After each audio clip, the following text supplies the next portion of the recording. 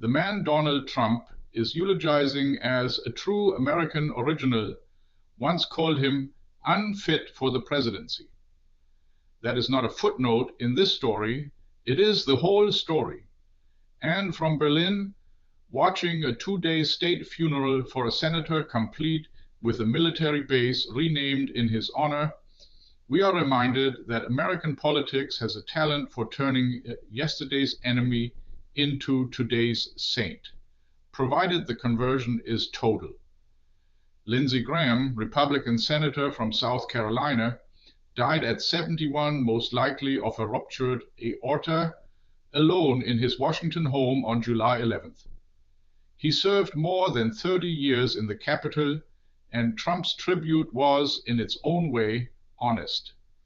For more than 30 years, nothing of importance happened in this Capitol without Lindsey Graham knowing about it. Here is what an outsider notices. In 2016, Graham said Trump was unfit for office. Trump, in return, read out Graham's private mobile number to a live crowd. And yet by the end, colleagues called Graham the Trump whisperer, the one man foreign leaders trusted to explain the president to them. Trump told the cathedral he had shared the number as a joke, then added the punchline, "Lindsey didn't stop calling me for the next 10 years. The room laughed. The arc from unfit to gigant of the Senate took less than a decade. For Europeans, Graham mattered less as a personality than as a doctrine. He was, alongside the late John McCain and Joe Lieberman, one of the three amigos, the men who believed America and its military should intervene everywhere, always. He was one of Washington's most reliable advocates for backing Ukraine and confronting Russia. That is why the guest list at his funeral read like a summit: Israel's Benjamin Netanyahu and Ukraine's Volodymyr Zelensky, both fresh from meetings with Trump at the White House.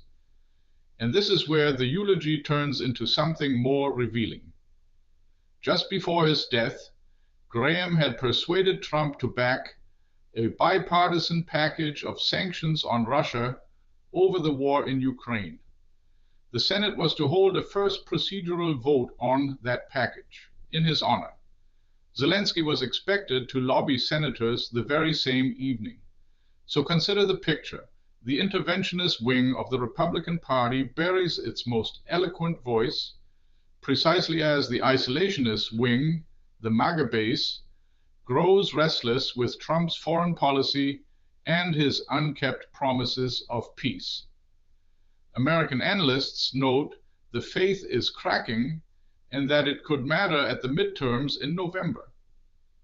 Graham's coffin, draped in the flag, lay in the Capitol he shaped. But the tradition he embodied, America as the world's permanent first responder, may be quietly lowered into the ground with him. Vice President J.D. Vance called Graham daring, a man who stormed into the Senate with his jacket unbuttoned.